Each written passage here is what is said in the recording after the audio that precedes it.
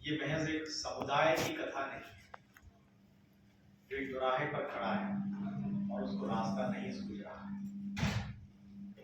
या उस स्थिति में आ गया है जहां वो अनुभव करता है कि ये शहर जीने लायक नहीं है, तो फिर जीने की जगह कौन सी होगी। जाहिर है कि ये एक ऐसा सवाल है जो आज हमारे पूरे समाज के साथ खड़ा हुआ है, और ये छोटा सा उपन्यास विस्तार के साथ इस सवाल को फिर से पूछता है। एक रचना की खासियत यही होती है कि वो प्रश्न उठाती है, बार बार प्रश्न उठाती है। हर रचना प्रश्न उठाती है, अपने जीवन को लेकर, समाज को लेकर, या उस सभ्यता को लेकर जिसके भीतर हम जी रहे हैं। चींटियों की वापसी भी मुझे लगता है कि ऐसा ही सवाल उठाने वाला उपन्यास है। मैंने जब उपन्यास को पढ़ा तो उसके कथ्य से पहले मेरा ध्यान उसके शिल्प की तरफ गया। आमतौर पर ये उपन्यास में नहीं होता है। उपन्यास का एक बहुत ही स्वीकृत और मान्य शिल्प है जो 19वीं शताब्दी के यूरोपियन उपन्यासों में विकसित हुआ।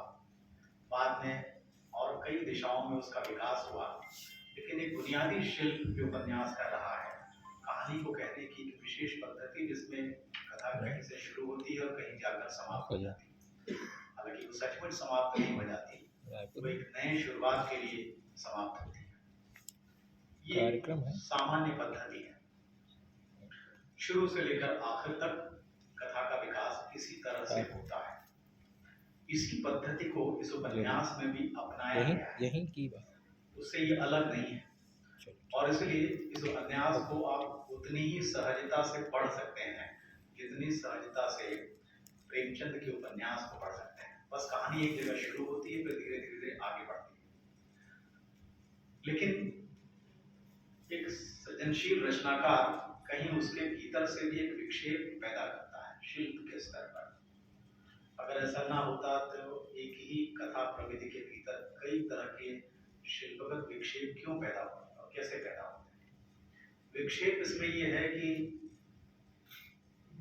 इसमें एक अलग ही तरह का शिल्प बनाया गया है। बुनियादी शिल्प तो वही है, कहानी एक बिंदु से शुरू होती है और अंत में जाकर समाप्त हो जाती है। इसमें आमतौर पर एक नैरेटर की भूमिका हुआ करती है। यहाँ आप कह सकते हैं कि नैरेटर एक नहीं है। इस पर मैं आगे विस्तार से बात करूंगा। मूल चीज ये है कि इसमें कुछ फेबल किस्म की चीजों का इस्तेमाल किया गया है,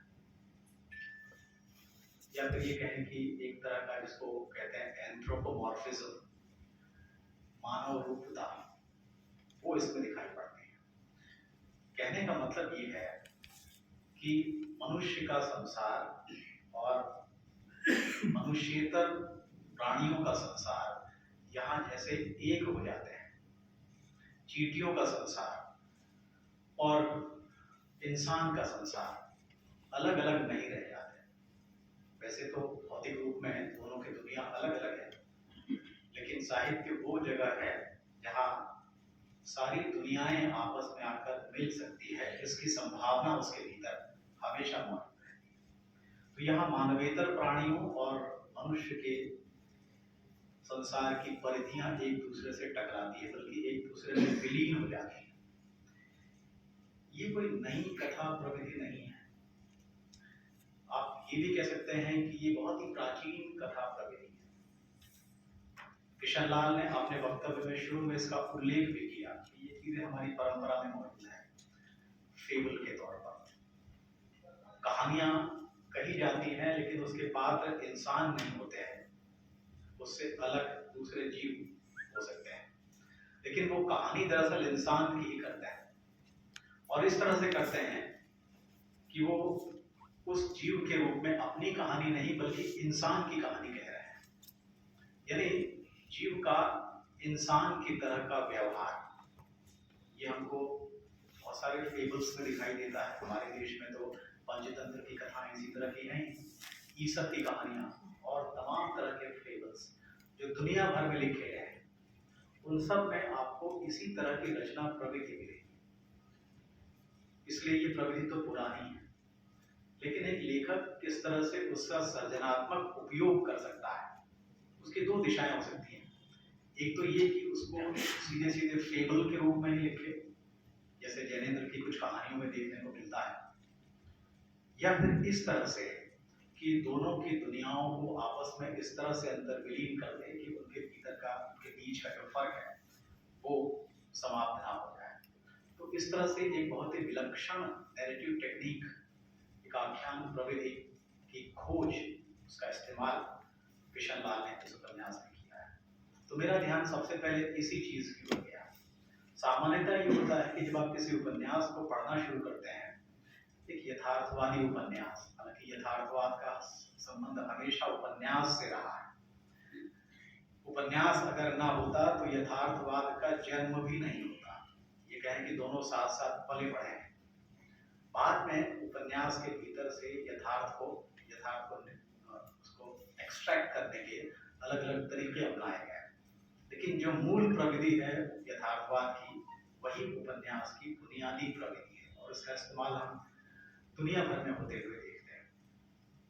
प्रेमचंद ने उसी प्रविधि का इस्तेमाल किया। बहरहाल इस उपन्यास में आप देखेंगे कि जो संवाद है, दूसरी चीज जिसने मेरा ध्यान आकर्षित किया इसके नैरेटिव टेक्निक के संबंध में, वो ये था कि इसमें संवाद है, दो स्तरों पर संवाद है।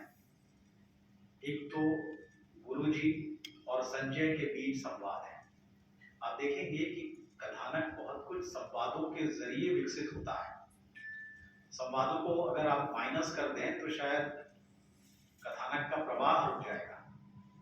तो एक स्तर है जहां पर गुरुजी और संजय के बीच लगातार बातचीत होती है, और उन बातचीत के माध्यम से कथा आगे बढ़ती है। दूसरा आप ये देखेंगे कि चींटियां भी नैरेटर की भूमिका में है। ये बहुत दिलचस्प बात है। चींटियां नरेशन करती हैं, उपन्यास की कहानी वही कहती हैं। कभी चींटियां कहती हैं आपस में, और आप देखेंगे कि तीन तरह की चींटियां हैं। तीन तरह से मतलब ये है कि उम्र के हिसाब से बहुत ही कुशल तरीके से उनको देखने की कोशिश उपन्यासकार ने की है। एक है बड़ी चींटी जो दादी की उम्र की है, दूसरी है मंझली चींटी जो भाभी या चाची की उम्र की है, और तीसरी है छोटी चींटी। एक अनोखा प्रयत्न है कि चींटियों की उम्र को मनुष्य की उम्र के हिसाब से निर्धारित किया जाए और उसको उसके सहारे कथानक को आगे बढ़ाया जाए। मैं कहानी को उस तरह से नहीं बताऊंगा, विनोद जी ने बहुत सूक्ष्मता से कहानी की बहुत सारी परतों को खोला है और कथानक को भी बताया, लेकिन मेरा ध्यान इस बात की ओर गया कि किस तरह से चींटियां अपने प्रकृत परिवेश से, अपने मातृदेश से निकलकर एक अनजानी जगह पर पहुंची, और यहाँ पर फिर एक नई तरह की व्यंजना हमको देखने में आई, और सीधे हम उन चीजों को वहां आकर देखते हैं जहां उस हमारे यथार्थ के साथ सीधे जुड़ जाती है। ये कौन सा यथार्थ है? अगर सरसरी तौर पर देखें तो उपन्यास दरअसल छत्तीसगढ़ की कहानी, मतलब रायपुर की कहानी नहीं। शुरुआत की जो 5-7 पृष्ठों में आपको ये लगेगा कि ये नया रायपुर बनने की प्रक्रिया है, और उसकी ओर थोड़े विस्तार के साथ शुरुआत में बताया गया, बहुत सुंदर तरीके से किशन लाल ने उसको बताया है। लेकिन आगे चलकर जैसे जैसे आप पढ़ते हैं, आप ये पाते हैं कि ये कहानी पिछले 20 वर्षों की कहानी है। छत्तीसगढ़ राज्य का विकास किस तरह से हुआ है, अगर विकास हो ठीक उसी अर्थ में ना देखें तो जिस रूप में आज छत्तीसगढ़ हमारे सामने है, आप ये पाएंगे कि उसकी पूरी कथा, समूचा आख्यान इस उपन्यास में बुना गया है। शुरुआत ही नया रायपुर के निर्माण से होती है, और उसके जरिए किस तरह से 27 गांव का विस्थापन होता है उसकी ओर उपन्यास इशारा करता है। इस पूरे परिदृश्य में सहज रूप में चींटियों का प्रवेश होता है। वो तीनों चींटियां जो एक ढेले के साथ एक ट्रैक्टर में आ जाती हैं, नया रायपुर की उस जमीन से निकलकर, खेत से निकलकर एक मोहल्ले में, दलदल सिवनी एक इलाके में, और वहां सबसे पहले वो एक घर में प्रवेश करती हैं जो किराने की एक दुकान है वहां, और उससे होते हुए गुरु जी के घर में। कहानी यहां से शुरू होती है। अब यहां तक कि चींटियां जो कुछ भी देख रही हैं, जो महसूस कर रही हैं, उसका विस्तार के साथ आपसी संवादों के जरिए ब्यौरा देती हैं। उन संवादों में बहुत दिलचस्प बातें हैं। आप पाएंगे कि उन संवादों के जरिए दलदल चींटियां मनुष्य के जीवन को समझने की कोशिश कर रही हैं, मनुष्य की तरह व्यवहार करते हैं। ये बड़ी दिलचस्प बात है। चींटियां आती हैं मीठी चीजों की लालच में, या कहीं गंदगी है वहां पर वो पहुंचती हैं। तो किस तरह से वो गुरुजी के घर में दाखिल होती हैं और फिर वो गुरुजी के घर का समूचा दृश्य देखती हैं, वहां के रहने वालों को देखती हैं, उनके व्यवहार को देखती हैं, और उनको अपने नैरेशन के माध्यम से चींटियां कहती हैं, और फिर कथा आगे बढ़ती है। तो चींटियां इस तरह से नैरेशन की शुरुआत करती हैं, कहानी वही कह रही है। ये एक विलक्षण प्रयोग है। मुझे याद नहीं, मैंने बहुत ज्यादा उपन्यास नहीं पढ़े हैं, लेकिन जितने भी पढ़े हैं उनमें चींटियों को इस भूमिका में मैंने कभी नहीं देखा। तो ये फेबल चींटी अगर ना भी कहें तो उसका रचनात्मक प्रयोग इस तरह से उपन्यास में उन्होंने किया है। तो तीन चींटियां हैं, जैसे तीन पीढ़ियां हैं, और तीन पीढ़ियों के अलग अलग तरह के अनुभव हैं, उनका अलग अलग तरह का व्यवहार है। लगता है कि वो चींटियां नहीं है, बल्कि वो छत्तीसगढ़ की तीन पीढ़ियां हैं जो अपने जीवन को, अपने समुदाय को, अपने समाज को देखने का प्रयत्न कर रही है, और उस प्रयत्न में एक सच्चाई को, यथार्थ को प्रस्तुत करने की कोशिश कर रही है। इस उपन्यास में आप पाएंगे कि छोटा सा उपन्यास है, लेकिन अनेक पात्र हैं। पात्रों की संख्या अनेक में कह रहा हूं इस अर्थ में कि सैकड़ों पात्र नहीं है जो किसी बड़े उपन्यास में हो सकते हैं, लेकिन कम से कम 10, 12, 15 पात्र तो हैं ही। हर पात्र की अपनी कहानी, और ये सारी कहानियां दलित और शोषित समाज की कहानी है। अगर इन छोटे छोटे पात्रों को देखें तो कुछ ही शब्दों में इनकी कहानियां कही गई हैं, और हर कहानी में जैसे एक तड़पता हुआ संसार सांस दे रहा हो, ऐसा मालूम पड़ता है। चाहे द्रुपदी हो, चाहे गौरी हो, सुशीला हो, और जो पढ़े लिखे पात्र हैं, संजय जो पत्रकार है, चाहे वो हो, या गुरुजी हो, या मिलन, इस तरह के पात्रों में उनके जरिए जो कथा रची गई है, उन सारी कथाओं में आपको इस तरह एक जूझते हुए जीवन की कहानी आपको मिलेगी। ये दबे कुचले लोगों की कहानियां हैं। दूसरी बात जो मैंने महसूस की वो ये है कि ये छत्तीसगढ़ के समकाल की कथा है, और अब इस अर्थ में कह सकते हैं कि ये छत्तीसगढ़ की इतिहास यात्रा है। देखिए, पिछले 2 दशकों में छत्तीसगढ़ में जो कुछ भी हुआ है वो 180 पृष्ठ के आसपास के उपन्यास में जैसे समाहित हो गया है। इसलिए जैसा विनोद जी कह रहे थे कि इसमें विमर्शों की बौछार है, कई तरह की घटनाएं, और हर घटना जैसे अपने साथ एक विमर्श लेकर चलती है।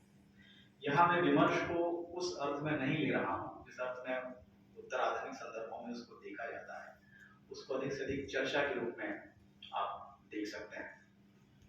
इसलिए आप पाएंगे कि इस उपन्यास में छत्तीसगढ़ की पिछले कुछ वर्षों के दौरान घटित हुई प्रमुख घटनाओं का उल्लेख मिलता है, जो अखबारों के माध्यम से हम तक पहुंचती रही हैं। किशनलाल स्वयं पत्रकार हैं, और इस नाते इन घटनाओं पर उनकी निश्चित रूप से पैनी नजर है, और इसलिए अनेक घटनाओं का उल्लेख उन्होंने उपन्यास में किया है। मसलन नसबंदी कांड, या गर्भाशय, स्त्रियों का गर्भाशय निकालने की घटना, या आंखों के अंधत्व की जो एक घटना हुई थी बालोद और किसी इलाके में, मुझे ध्यान नहीं आ रहा है। मानव तस्करी ये एक सामान्य फिनोमिनन है, ये भी अक्सर देखने में आता है। बस्तर में जो कन्या आश्रम में छोटी छोटी बालिकाओं का जो दैहिक शोषण हुआ था, ये सब चीजें जो है वो समाचार माध्यमों में सुर्खियां बनती रही हैं। इसके अलावा आपको संविधान की अवज्ञा का भी जिक्र इसमें मिलेगा। जिस तरह से हालात बन रहे हैं, जो हमारी तथाकथित लोकतांत्रिक शक्तियां हैं वो किस तरह से संविधान की अवज्ञा कर रही हैं, इसको आप छठी अनुसूची के संदर्भ में भी देख सकते हैं। और भी ऐसे कई घटनाएं हैं जिसमें संविधान की अवहेलना दिखाई पड़ती है। इसके अलावा और भी कुछ महत्वपूर्ण मुद्दे हैं जिनका जिक्र उपन्यास में हुआ है। एकदम शुरुआत में नगरीकरण की जो समस्या है, और वो भी अतार्किक नगरीकरण, विवेकहीन नगरीकरण, वहीं से उपन्यास शुरू होता है, नया रायपुर के बसने से। और जब नया रायपुर बसता है तो किस तरह से लोग वहां से विस्थापित होते हैं। ये विस्थापन की कथा नहीं, इसका उल्लेख, ऐसे कई उल्लेख हैं जो पिछले 20 वर्षों के दौरान हमारे प्रदेश में घटित हुए हैं। वो सारी चीजों का जिक्र यहाँ पर मिलता है।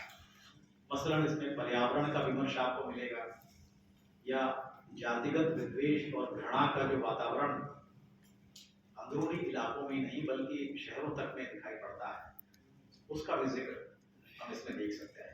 और सामाजिक विषमता तो है ही कई बार, और कई प्रसंगों में इसको उकेरा गया है। फिर हम देखते हैं कि बाजार का जो विस्तार हुआ है पिछले 20 वर्षों में, हालांकि उसकी जड़ें और पहले से हैं, उसको हम कई रूपों में यहाँ देखते हैं।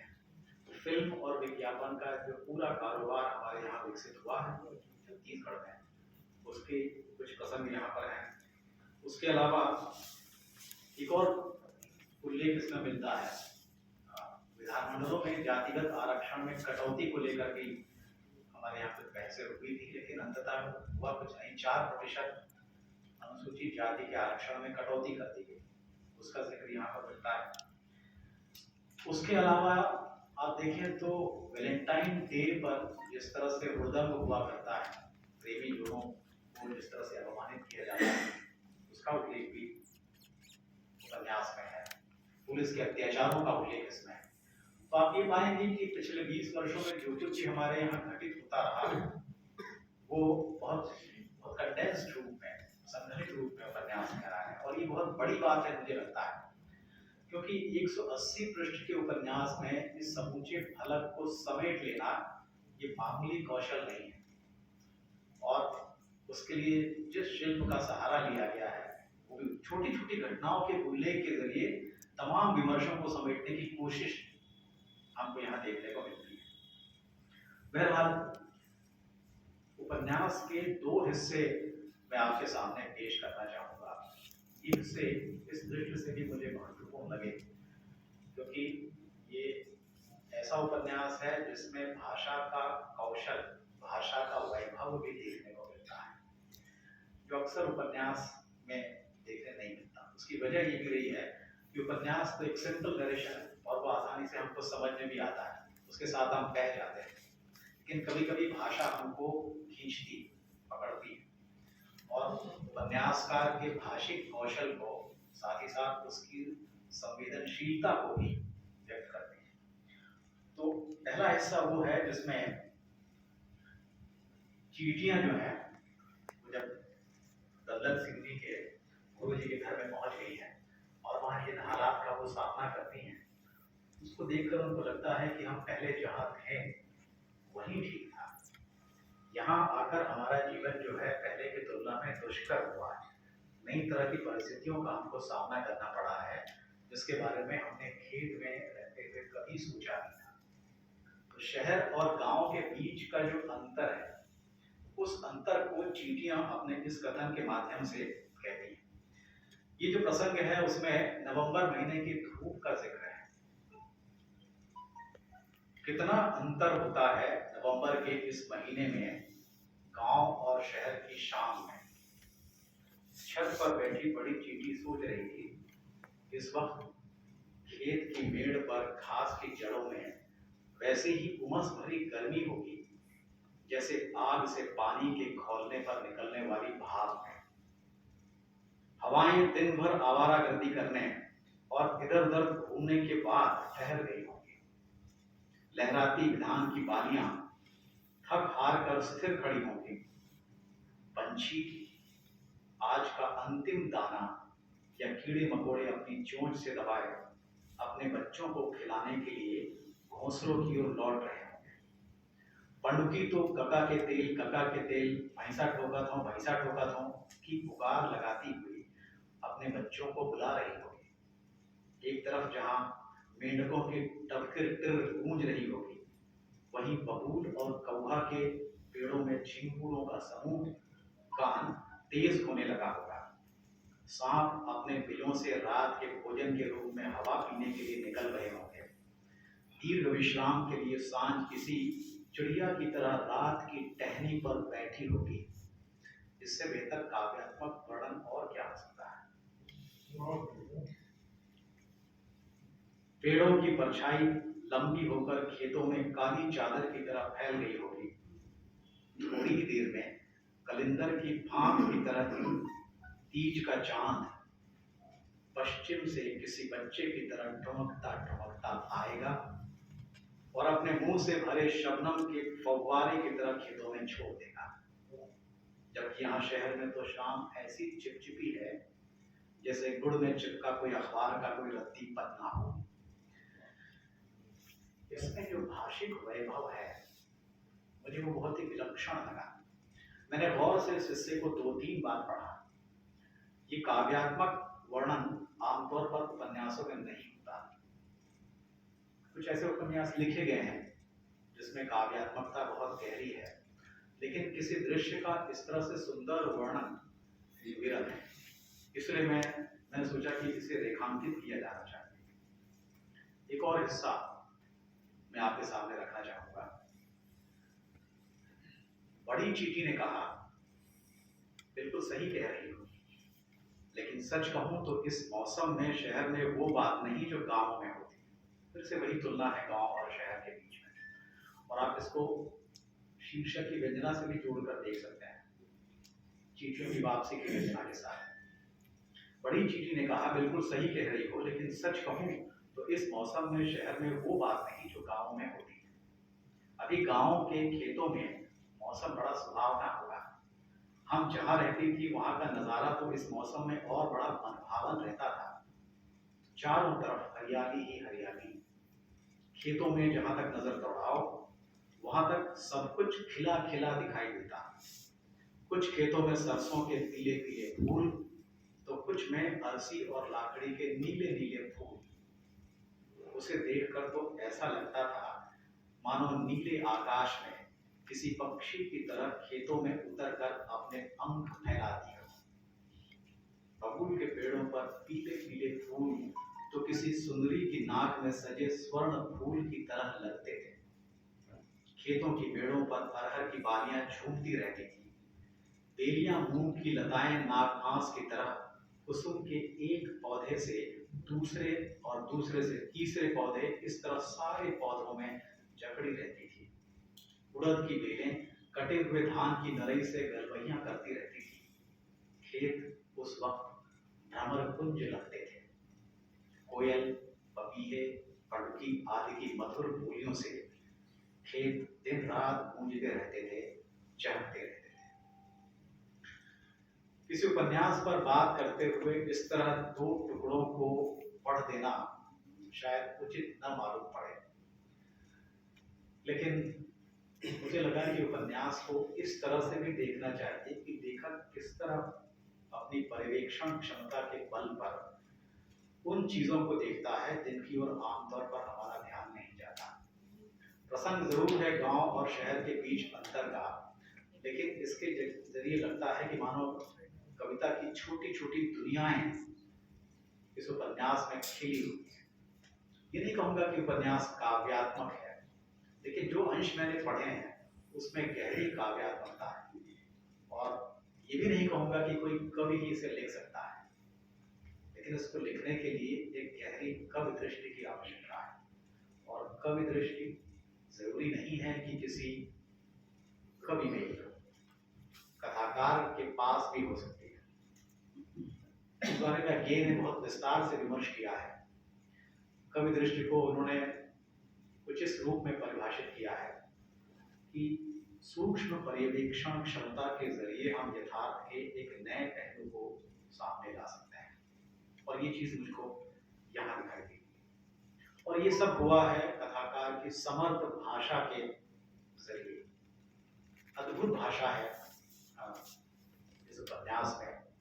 कहीं कहीं आपको लगेगा कि बहुत सामान्य और सपाट भाषा भी है, जो कथ्य के हिसाब से बहुत आवश्यक थी, लेकिन जहाँ भाषा की सूक्ष्मता की आवश्यकता थी, पर्यवेक्षण की आवश्यकता थी, वहाँ किशनलाल ने जरूर परिश्रम किया है। और एक और हिस्सा में पढ़ना चाहूँगा जिसका जिक्र विनोद जी ने अपने वक्तव्य में किया था, और वो था मधुलिका के सौंदर्य का चित्रण।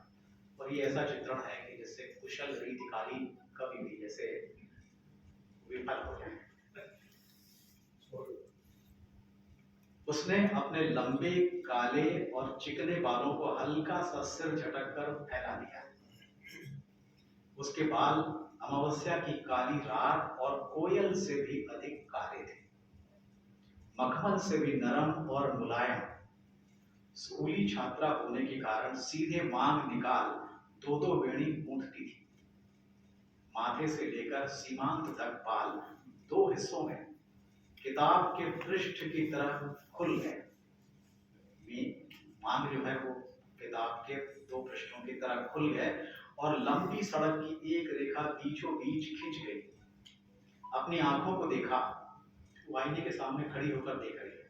अपनी आंखों को देखा, दोनों कानों के किनारों तक फैली दो बड़ी बड़ी आंखें कमल की तरह खिली हुई थी, जो इतनी चंचल थी कि हिरण भी अपनी मद भरी आंखों का घमंड छोड़कर उसके पैरों पर लोट पोट हो जाए। गोरे गोरे गोल गोल गाल, जिसकी आभा ऐसी थी कि कोई इसमें अपनी छवि देख ले। कोमल से कोमल मुख, जिसे देखने चांद धरती पर उतर आए। उसने अपना मुंह खोल दिया। दांत लय में थे, अनार के दाने थे, या फिर मोती जिसमें चांदनी की सी चमक थी। फिर उसने आईने में सोने के दो कलशों को देखा। तो ये भाषा की विलक्षणता है जिसने एक पाठक के तौर पर मुझे आकर्षित किया। मैं अपनी बात एक पाठक के तौर पर ही कह रहा हूं। खैर, उपन्यास की जो कथा है, उसका जो तथ्य है, थोड़ी उसकी भी चर्चा करें। मुझे ये भी लगा कि इस उपन्यास का केंद्रीय चरित्र आखिर कौन हो, तो सहज ही हम कह सकते हैं कि गुरुजी जो है उपन्यास के केंद्रीय चरित्र हैं। इसी तरह से हम किसी उपन्यास को पढ़ते हैं, नायक कौन है, तो आप कह सकते हैं कि गुरुजी उसके नायक हैं। लेकिन मैं समझता हूं कि हम गुरुजी की जगह अगर तार्किकता और विवेकशीलता को रख दें तो वो शायद इस उपन्यास का नायक होगा। गुरुजी जो है वो विवेकवाद के जैसे प्रतिनिधि चरित्र है। विवेकवाद से मेरा आशा ये है कि जो चीजों को बारीक निगाह से देखकर अपनी समझ के मुताबिक सही तौर से प्रस्तुत करना चाहता हूँ। हालांकि इस कथन में एक अतिशयोक्ति भी लग सकती है, क्योंकि गुरुजी ऐसा नहीं है कि बहुत निष्पक्ष ढंग से चीजों को देख रहे हैं। आप ये भी कह सकते हैं कि गुरुजी जो है वो दलित विमर्श के प्रतिनिधि हैं, लेकिन मैं कहूँगा कि वो विवेक के प्रतिनिधि हैं। इसलिए कि एक प्रसंग का मैं जिक्र करना चाहूँगा जिससे गुरुजी के विवेकवाद की ओर आपका ध्यान आकर्षित हो।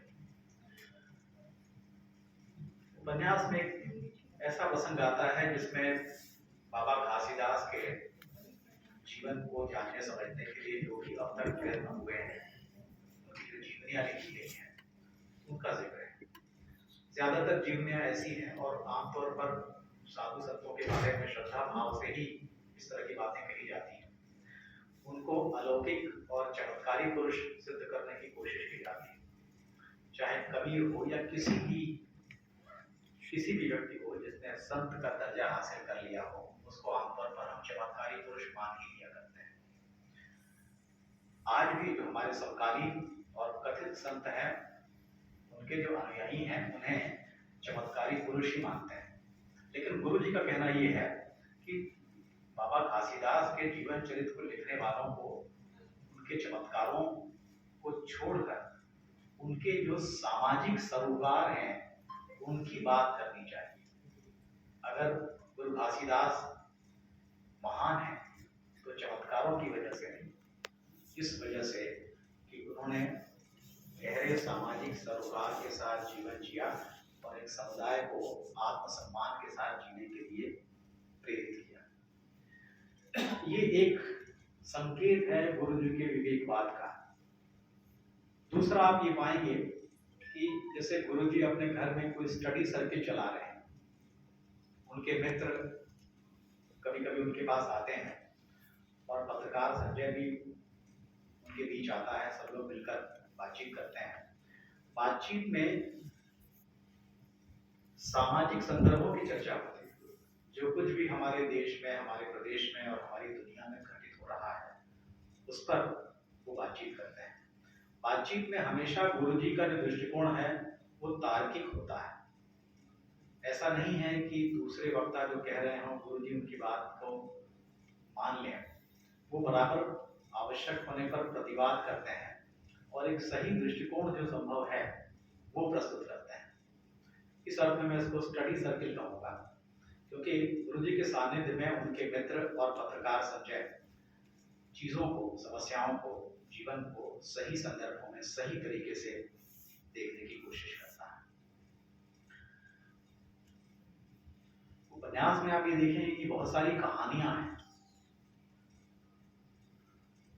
कुछ मार्मिक कहानियां भी हैं, और इन मार्मिक कहानियों को ध्यान में रखें तो आपको लगेगा कि इन सारे चरित्रों में शायद गौरी का चरित्र जो है वो अत्यंत उज्ज्वल चरित्र है, लेकिन उसको इस तरह से प्रारंभ में पेश किया गया है कि जैसे वो कलंकिनी है, इस रूप में उसको प्रस्तुत किया गया है। लेकिन उसके भीतर जैसे मानवीयता का गहरा छलछलाता हुआ सोता फूट रहा हो। उदाहरण के लिए एक प्रसंग है जिसमें एक विक्षिप्त लड़की है जो पता नहीं कहाँ से चली आई है, और वो एक नंगी लड़की भी है जो घूम रही है, पर कोई उसको एक कपड़ा ओढ़ा देने के लिए तैयार नहीं है, सब उसको घूर घूर कर देख रहे हैं। गौरी जब ये दृश्य देखती है तो उसके भीतर की संवेदना प्रकट होती है, वो भीतर से बेचैन हो जाती है और वो एक साड़ी लाकर जैसे जैसे उसको बढ़ाती है, उसकी लज्जा की रक्षा करती है। या ऐसे ही एक और प्रसंग है जिसमें कीजा नाम की स्त्री का एक बच्चा तालाब में डूब रहा है, कोई उसको बचाने के लिए नहीं जा रहा, वो तुरंत अपने घर से निकलती है और वो तालाब में जाकर छलांग लगा देती है और उस बच्चे को डूबने को बचाती है। इसी अर्थ में मैंने कहा कि इसके भीतर गहरी संवेदना है गौरी के अंदर। तो एक अद्भुत चरित्र है गौरी का, और मैं इसको उजला चरित्र कहूँगा। आप पाएंगे कि अगर गुरु जी के चरित्र में विवेकशीलता सांस दे रही है तो गौरी के चरित्र में मानवीय संवेदना। एक और चीज जिसकी ओर मेरा ध्यान गया वो था चींटियों की अपनी दुनिया और उसके भीतर की सामाजिकता, जो मनुष्यों की दुनिया के समानांतर चलती है लेकिन वो उससे कहीं बेहतर है। मनुष्यों की दुनिया में तो अनेक विक्षेप है, बहुत उथल पुथल है, शोषण इत्यादि के जो पूरा उपक्रम है वो इसी उथल पुथल के चलते हुआ। लेकिन चींटियों की दुनिया तो जैसे एक तरह की साम्यवादी दुनिया है, बैरिस्टर इसकी ओर भी इशारा करता है।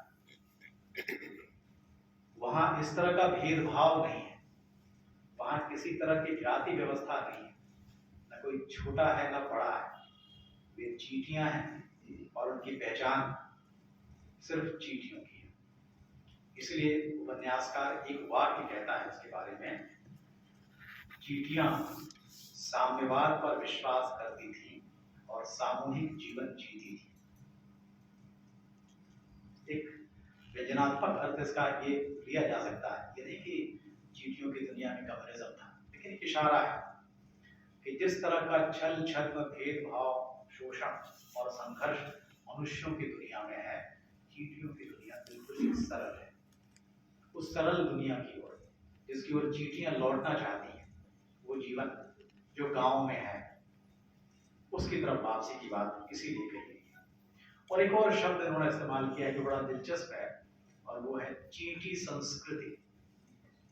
उपन्यास में शब्द का इस्तेमाल हुआ है, तो जाहिर है जिसे चींटी संस्कृति कहा गया है वो मानवीय संस्कृति का एक तरह से कहें कि उत्तर है, उसका जवाब है। जैसा मैंने कहा कि इसमें कई तरह के विमर्श हैं, तो स्वाभाविक तौर पर इसमें बहुजन विमर्श या दलित विमर्श भी है, जो आप कह सकते हैं कि इसका मुख्य विमर्श है।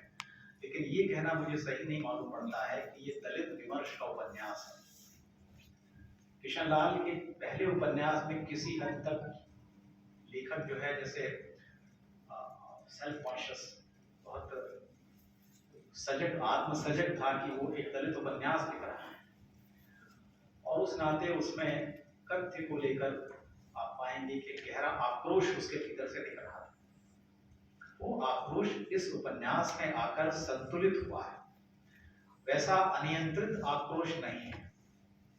आक्रोश है, लेकिन एक उपन्यास की आंतरिक लय में वो इस तरह से घुल मिल गया है कि वो सतह पर प्रकट नहीं है मुखर रूप में, लेकिन वो है, और वो है प्रतिरोध के रूप में। उपन्यास के पात्रों के दर्द में उनका प्रतिरोध भी छिपा हुआ है। मूल निवासी या बहुजन राजनीति का जो विमर्श है वो संकेतों में है, आक्रोश भी इसीलिए संकेतों में है। जैसे उदाहरण के लिए चींटियां जो संवाद कर रही हैं, उसमें एक जिक्र आता है होली का त्योहार मनाए जाने का, और होली के त्योहार मनाए जाने पर एक चींटी की ये टिप्पणी है कि लोग किसी महिला के जल मरने का उत्सव मना रहे हैं। ये एक पक्ष है, और आप इसको बहुजन या आदिवासी पक्ष भी कह सकते हैं। बहरहाल मुख्य रूप से इस उपन्यास में जातिगत भेद के एकाधिक आख्यान है, एक से ज्यादा कई। जैसे उदाहरण के लिए अजय और डॉक्टर त्रिलोकीनाथ के बीच की जो दास्तान है, अजय जो है वो एक कंपाउंडर है और वो डॉक्टर त्रिलोकीनाथ के हॉस्पिटल में काम करता है। जिस हॉस्पिटल में काम करता है त्रिलोकीनाथ उसका बॉस है, लेकिन त्रिलोकीनाथ का उससे व्यवहार बहुत अच्छा नहीं, बल्कि ये कहें कि दुर्भावनापूर्ण या घृणापूर्ण है, एक नफरत करता है। इस बात को अजय महसूस करता है, लेकिन वो कुछ नहीं कर पाता है। अपनी पीड़ा को संजय से करता है, तो संजय उसका एक इलाज भी करता है, मैं उस पर नहीं जाऊंगा।